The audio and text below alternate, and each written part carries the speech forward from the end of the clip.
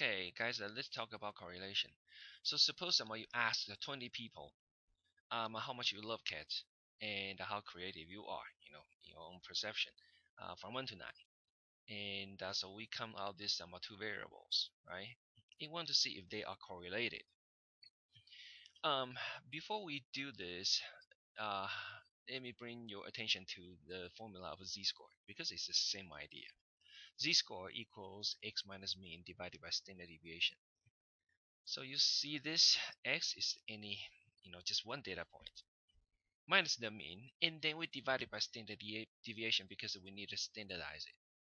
Now here is the same idea except that we have two variables, so we multiply them. So it's the same thing. See, x minus the mean of x variable times y minus the mean of the y variable, and then divided by degrees of freedom because we want to get the average. There are 20 cases, not only one case. After that, we standardize by the standard deviation of these two variables. Okay, so it's the same idea. You should be able to do it without problem.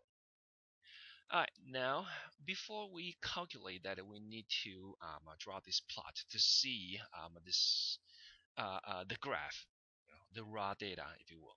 So you highlight these two variables, go to Insert, and then go to Scatter. Click on the first one to get a scatter plot. Here we go. Right. And you look at that, you start to see it's kind of like a trend, of a positive correlation. Okay, so now we set this aside and start calculating. Now we already have the mean of each variable. You should know how to do it by this point. Okay, and on the safe side, we also put down the degrees of freedom right here to remind ourselves. Alright, so now the first step is to see how far each data point is away from the mean.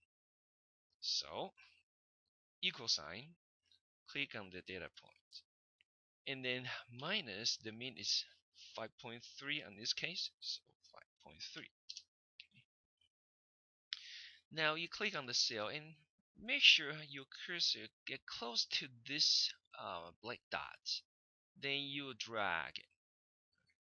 You should know how to do it already, right? So this is the deviations of the x variable. Now we do the same thing to y. Okay, so equal this and then minus. Okay, the mean is 4.85 for this variable. Okay, and then do the same thing. Okay, now we have deviations of each variable. Now we need to multiply them, which is easy. Equal sign x times y, enter, right? And then highlight it. So we have the multiplication of x times y, the deviation. Now we need to see the total. Now there are two ways to do that. You can either highlight the whole thing plus one extra cell, and then you go to auto sum and just click on that. Okay, that is total. Or you just click on this cell. Now this is sigma. Sigma means you need to you add everything together. So you equal sign, you do the equal sign and then sum. Yeah, that's telling the Excel to sum everything up. Parentheses, and then you highlight the whole thing. Parentheses, and it's the same thing, right? Okay. Oh, sorry. Now the next step is to get the average. So this value equal sign 47.9 need to be divided by degrees of freedom. In this case, is 19 and minus 1. Okay, so this is the highlighted part of this formula. Okay. Now the next step is to get the standard deviation of x variable. You can do this step by step, or just tell the Excel to do it for you. So equal. Now this is this Excel is a 2010 version. So stdev.s. Okay. Now if you are using the older version like a 2007 then I think all you need to do is just this stdev, right?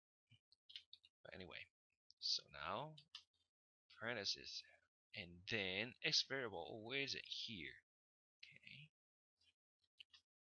enter. Right, and do the same thing to y. So stdev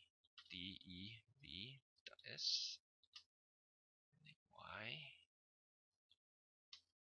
enter. Okay, and then you time this together because there are two variables, so we need to consider both. Equal this times this, enter. Okay, now finally is this one divided by this one, like what it says here. Okay, so equal this divided by this. This is the answer. Sorry. Okay, now we have our R value already.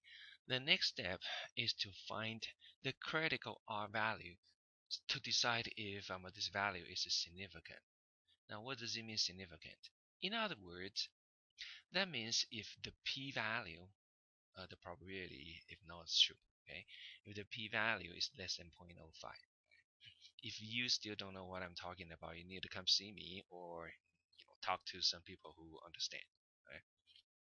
So now let's find the critical R value.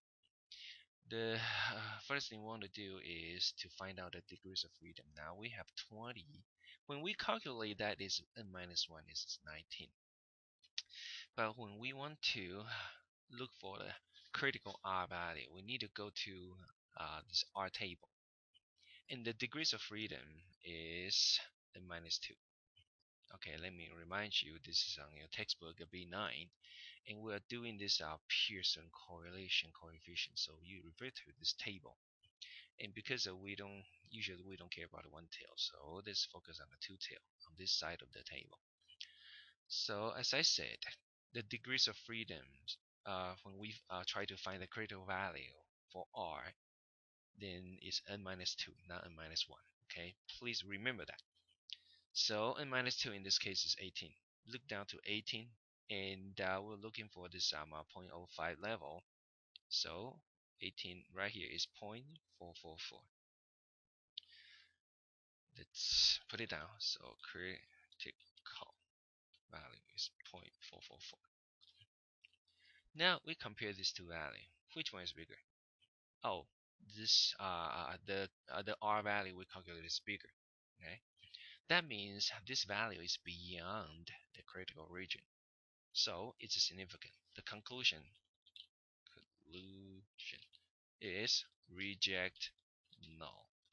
Okay, because we don't think the null is likely to be true. Okay, it's that simple. Now be careful.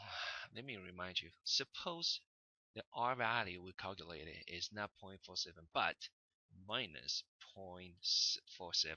Okay, then is it significant or not?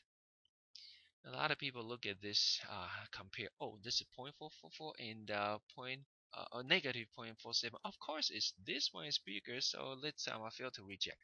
You will be wrong, okay? Because the sign of negative positive, it only implies direction. It doesn't imply the value itself. So when you compare, you need to take the absolute value of this one, okay? So actually it's still 0.47.